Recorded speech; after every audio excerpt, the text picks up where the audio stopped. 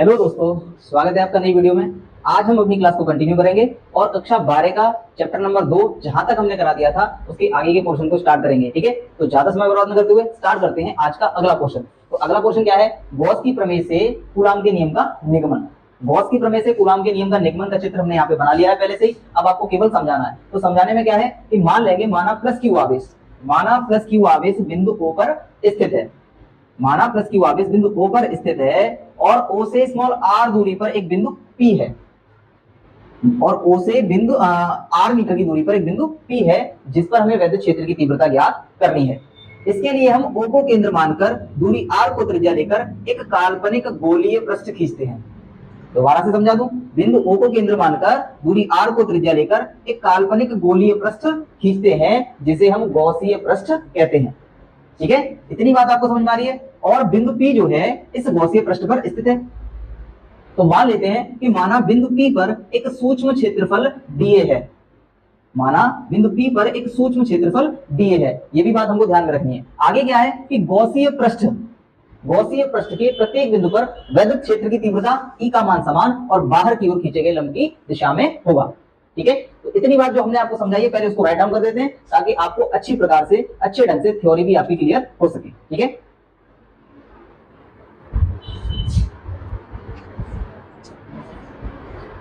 तो जो चीज हमने आपको समझाई वही यहाँ पे लिखा है। ठीक है, तो ध्यान देंगे क्या लिखा है कि माना प्लस क्यू आवेश बिंदु O पर स्थित है। माना प्लस क्यू आवेश बिंदु O पर स्थित है, इससे स्मॉल r दूरी पर एक बिंदु P है जिस पर हमें वैद्युत क्षेत्र की तीव्रता ज्ञात करनी है। इसके लिए बिंदु O को केंद्र मानकर दूरी r को त्रिज्या लेकर एक काल्पनिक गोलीय पृष्ठ खींचते हैं जिसे हम गॉसीय पृष्ठ कहते हैं। गॉसीय पृष्ठ के प्रत्येक बिंदु पर वैद्युत क्षेत्र की तीव्रता का मान समान तथा बाहर की ओर खींचे गए लंब की दिशा में होगा। यहाँ तक की बात आपको समझ में आ रही है। और मान लेते हैं माना बिंदु P पर एक अति सूक्ष्म क्षेत्रफल dA है। तो इस dA क्षेत्रफल से होकर इस dA क्षेत्रफल से होकर गुजरने वाला वैद्युत फ्लक्स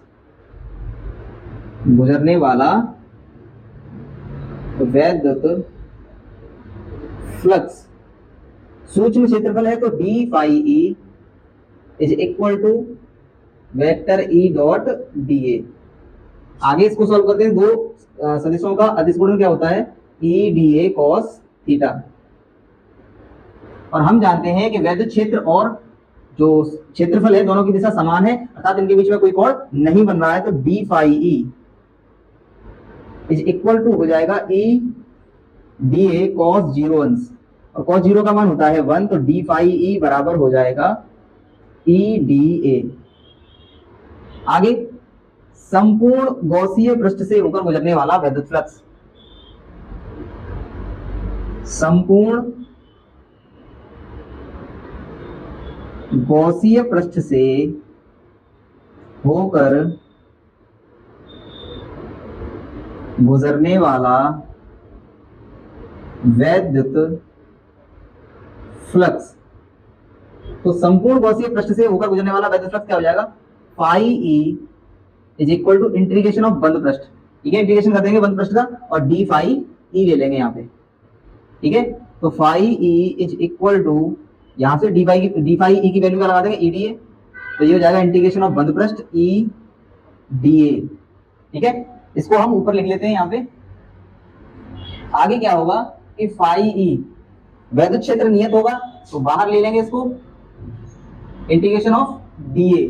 अब dA मतलब dA का इंटीग्रेशन मतलब अभी पूरा पृष्ठ ले लिया हमने। तो हमें पता है कि गोलीय पृष्ठ का क्षेत्रफल, गोलीय पृष्ठ का क्षेत्रफल 4 पाई r स्क्वायर होता है,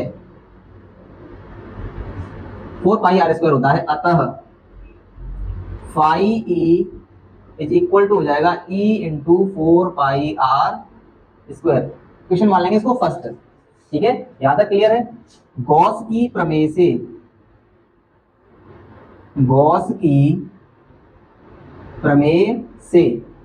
क्या होती है? Phi E is equal to 1 upon epsilon 0 into Q।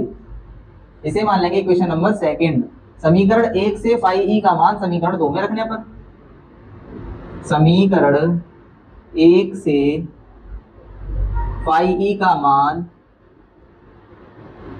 समीकरण 2 में रखने पर, जब समीकरण 1 से मान रख देंगे तो ये हो जाएगा E into 4 pi R square is equal to one by epsilon 0 into Q.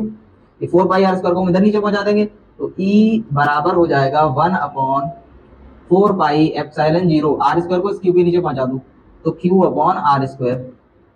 ठीक है, ये हमारा किसी बिंदु आवेश के कारण किसी बिंदु पर क्षेत्र की तीव्रता का मतलब भी यही होता है। ठीक है, ये बात याद रखनी है। आगे क्या करना है हमें, यदि बिंदु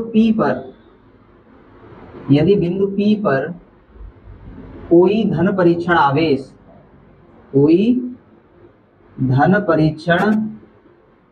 आवेश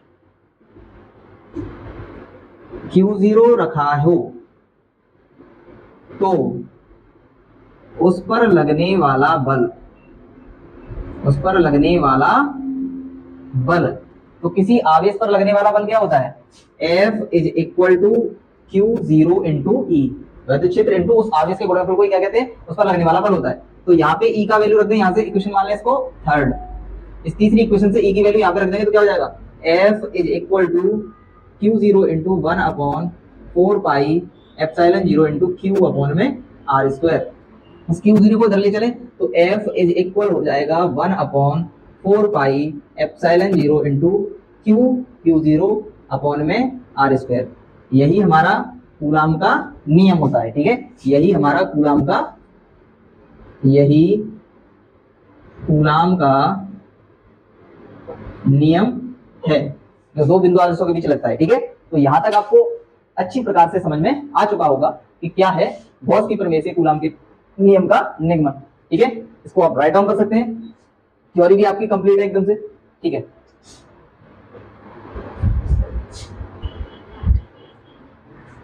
तो अगले हमारे केवल 3 छोटी छोटी परिभाषाएं हैं, इनको भी हम साथ के साथ ही कंप्लीट कर लेते हैं और ये पार्ट हमारा इसी क्रम में समाप्त हो जाएगा। तो सबसे पहली परिभाषा इसमें दिख रही है आपको, रेखीय आवेश घनत्व। रेखीय आवेश घनत्व जो होता है इसको हम लैम्बडा से रिप्रेजेंट करते हैं। रेखीय आवेश घनत्व को हम लैम्बडा से रिप्रेजेंट करते हैं और ये लैम्बडा इसी तरीके से पृष्ठ घनत्व जो होता है इसको हम सिग्मा से डिनोट करते हैं।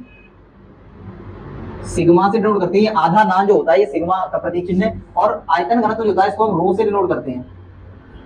ठीक है, ग्रीक भाषा के शब्द हैं ये तीनों, लैम्बडा, सिग्मा और रो, इन तीनों को हम इस प्रकार से डिनोट करते हैं। तो सबसे पहले हम बात करेंगे रेखीय आवेश घनत्व की। रेखीय आवेश घनत्व क्या होता है कि किसी तार की प्रति एकांक लंबाई पर उपस्थित आवेश की मात्रा, किसी तार की प्रति एकांक लंबाई पर उपस्थित आवेश की मात्रा को आवेश का रेखीय आवेश घनत्व कहते हैं।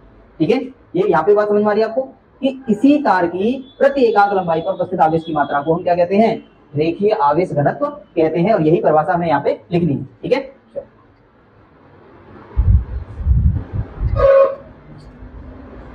तो जो परिभाषा हमने आपको समझाई है वही यहाँ पे लिखा हुआ है, किसी तार की प्रति एकांक लंबाई पर उपस्थित आवेश की मात्रा को तार का रेखीय आवेश घनत्व कहते हैं, इसे लैम्बडा से प्रदर्शित करते हैं। ठीक है, तो इसको डेरिवेटिव किस तरीके से करेंगे वो देख लेंगे। ठीक है, तो इसको डेरिवेटिव कैसे करेंगे वो देखेंगे। तो माना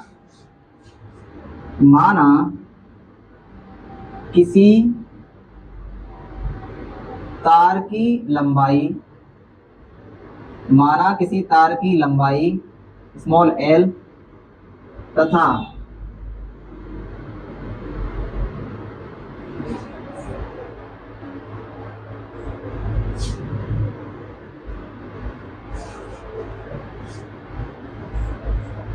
स्मॉल l पर उपस्थित आवेश की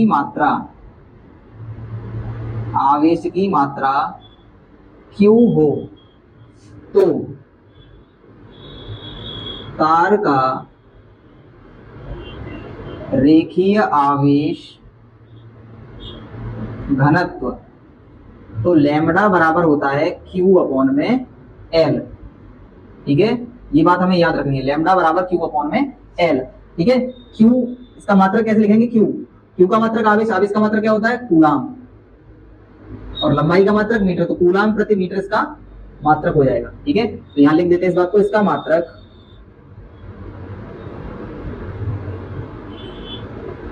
कूलाम प्रति मीटर है। तो ये बात आपको अच्छी प्रकार से समझ में आ गई होगी कि रेखीय आवेश घनत्व तो क्या होता है। ठीक है, अब हम बात करेंगे अगले टॉपिक की। अगला टॉपिक क्या है हमारा? पृष्ठ घनत्व। पृष्ठ घनत्व क्या होता है तो उसको समझेंगे। ठीक है,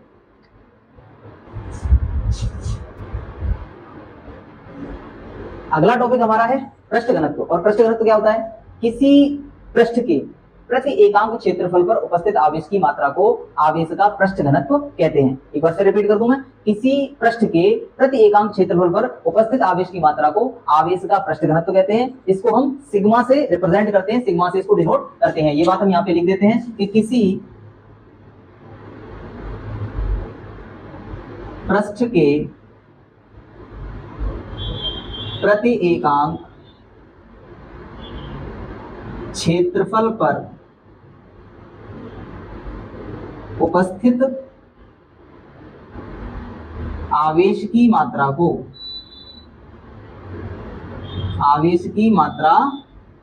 को उस पृष्ठ का पृष्ठ घनत्व कहते हैं। इसे सिग्मा से प्रदर्शित करते हैं। तो ये बात आपको समझ में आ रही है अच्छी तरीके से। अब इसका डेरिवेट किस तरीके से करेंगे? तो माना किसी पृष्ठ के ए क्षेत्रफल पर, माना किसी पृष्ठ के ए क्षेत्रफल पर उपस्थित, माना किसी पृष्ठ के ए क्षेत्रफल पर उपस्थित आवेश की मात्रा Q हो तो पृष्ठ घनत्व तो क्या होता है? सिग्मा बराबर Q अपॉन में A। ये बात हमें याद रखनी है, सिग्मा बराबर Q अपॉन में A। ठीक है, आगे यहाँ पे आवेश का मात्रक कूलाम और बटे में क्षेत्रफल का मात्रक मीटर स्क्वायर। तो इसका मात्रक कूलाम प्रति मीटर स्क्वायर होता है। ठीक है, ये बात हमें याद रखनी है। ठीक है, तो दो परिभाषाएं आपकी रेखीय आवेश घनत्व, पृष्ठ घनत्व आपको अच्छी प्रकार से समझ में आ गई होगी। अब हम बात करेंगे आयतन घनत्व की। ठीक है, आयतन घनत्व क्या होता है उसकी बात करते हैं।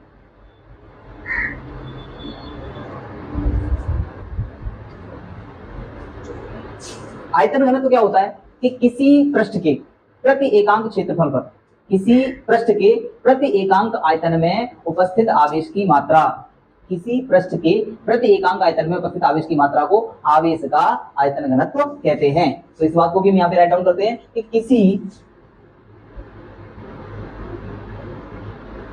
पृष्ठ के प्रति एकांक आयतन में उपस्थित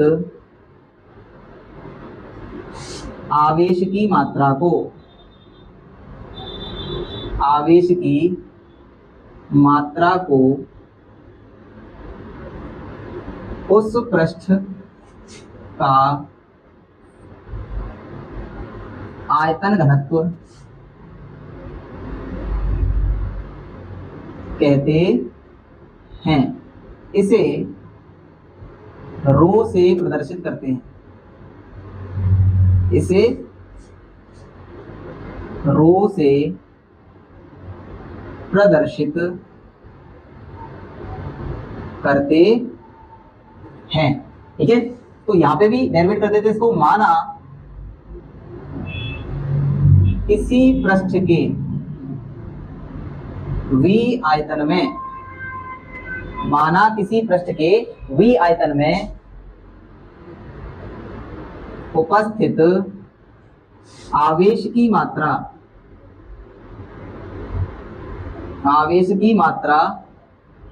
Q हो तो आयतन घनत्व, तो आवेश का आयतन घनत्व क्या होता है? रो बराबर Q अपॉन में V। ठीक है, रो बराबर क्यू अपॉन में वी। अब आवेश का मात्रक कूलाम ही होता है, ये बात हम अच्छी प्रकार से जानते हैं, और वी आयतन है और आयतन का मात्रक होता है मीटर क्यूब। तो इसका